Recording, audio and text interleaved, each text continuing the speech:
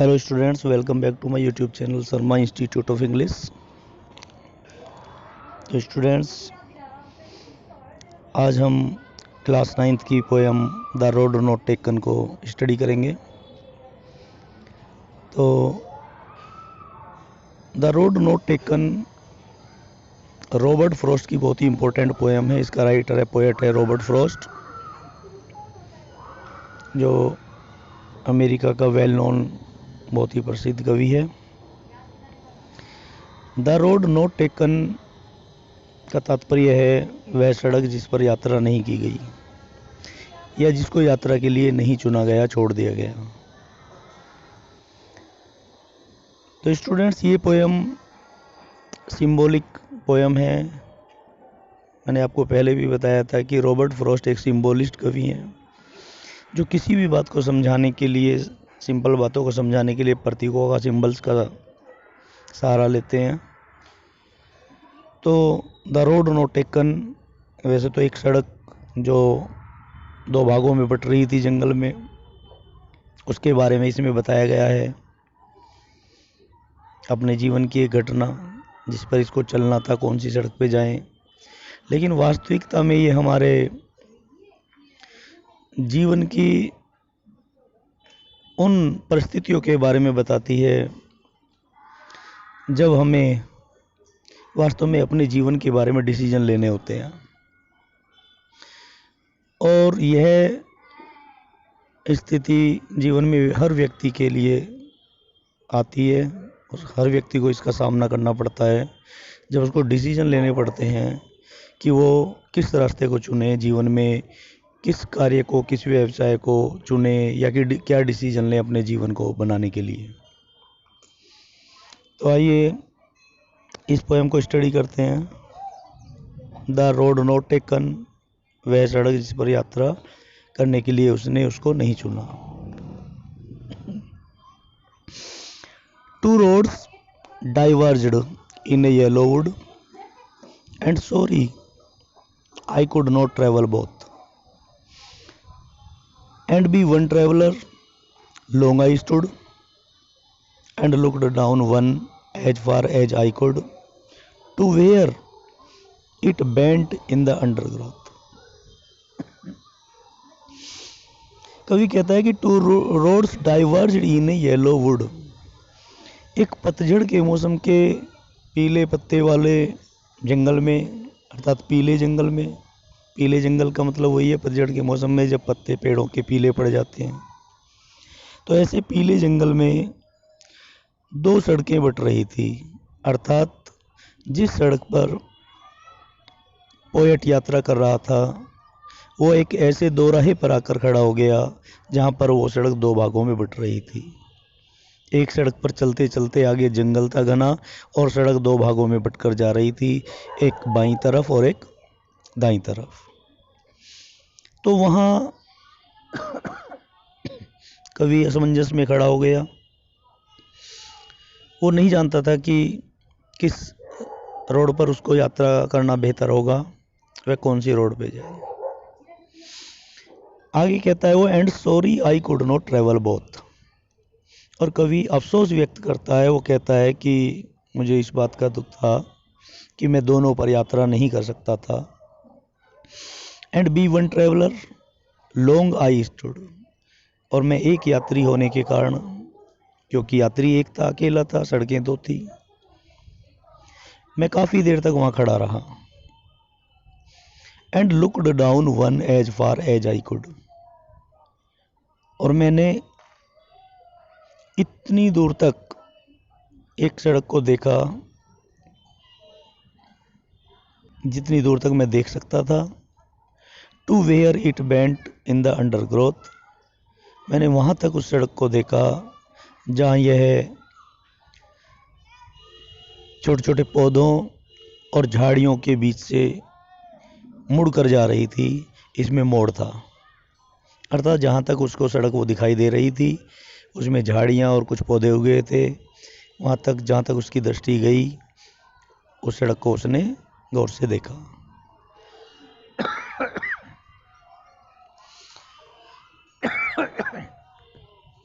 Then took the other just as fair. कवि कहता है कि फिर उसने दूसरी सड़क पर दृष्टि डाली, फिर उसने दूसरी सड़क को देखा, ये डिसाइड करने के लिए कि कौन सी पे यात्रा करनी है, कौन सी ज़्यादा बेहतर है उसके लिए। जस्ट एज फेयर, जो बिल्कुल साफ थी, and having perhaps the better claim, और शायद वो उसके लिए बेहतर होने का दावा करती थी। अर्थात उस सड़क को देखने से कवि को लगता था कि ये ज़्यादा अच्छी है और इस पर यात्रा करना उसके लिए ज़्यादा फायदेमंद होगा। Because it was grassy and wanted wear, क्योंकि इट वॉज ग्रासी, क्योंकि ये घास युक्त थी, इस पर काफ़ी सारी घास उगी हुई थी, एंड वांटेड वियर, और उस पर यात्री भी नहीं चले थे। Though as for that the passing there, यद्यपि जहाँ तक वहाँ से गुजरने वालों की बात थी, had worn them really about the same, फिर भी उस पर उतने लोग चले हुए थे कि वो सड़क लगभग पहली वाली सड़क जैसी ही लग रही थी। अर्थात यहाँ पर यह स्पष्ट होता है कि कवि कन्फ्यूजन में है, उलझन में है, उसको दोनों सड़क में बहुत ज़्यादा अंतर दिखाई नहीं देता और उसको बड़ी प्रॉब्लम होती है कि कौन सी सड़क को यात्रा करने के लिए मैं चूज करूं। And both that morning equally lay in leaves, no step had trodden black, और उस सुबह दोनों ही सड़कें समान रूप से पत्तियों से ढकी हुई थी, उस पर पत्तियां थी। No step had trodden black, जिनको यात्रियों ने चलकर अपने पैरों से कुचल कर काला नहीं कर दिया था।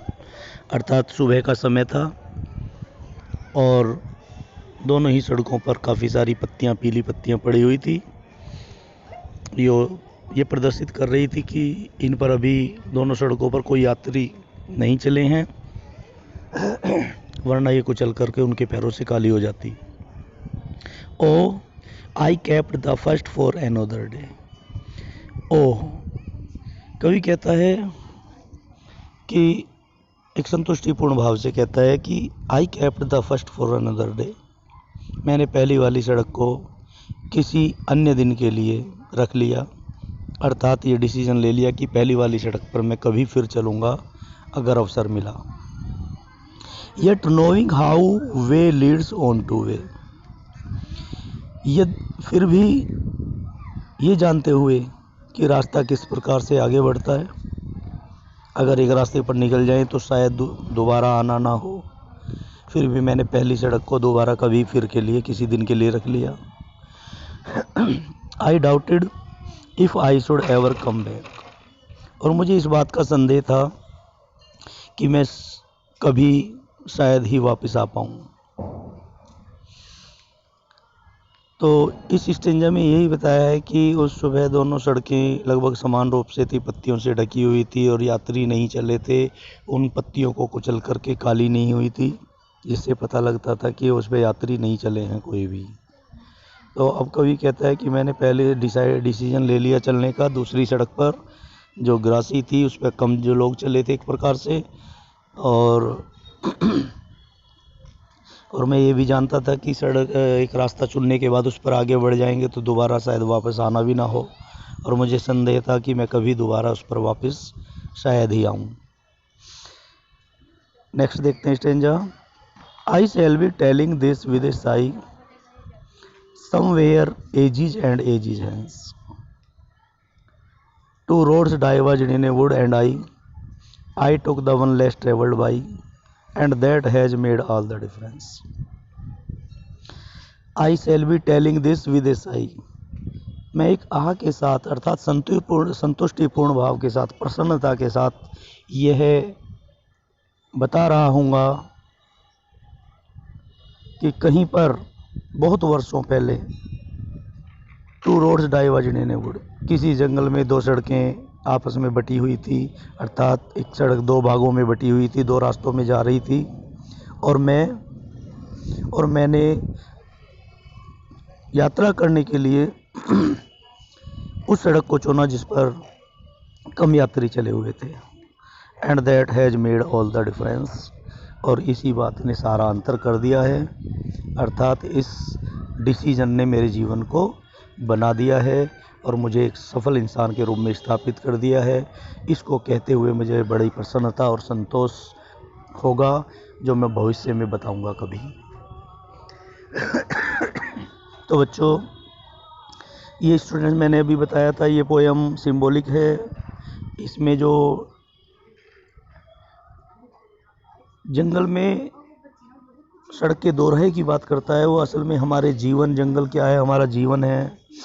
और दोराहा हमारे पास सामने ऐसी परिस्थितियाँ आती हैं जब हम दुविधा में होते हैं कि हम कौन सा रास्ता चुनें जीवन में या किधर जाएं। हमें डिसीजन मेकिंग करनी होती है, हम कौन सा व्यवसाय अपनाएं, किस लाइन को लें जीवन में कैरियर बनाने के लिए, या बहुत सारे डिसीजन हमें लेने पड़ते हैं जो दुविधा में डाल देते हैं।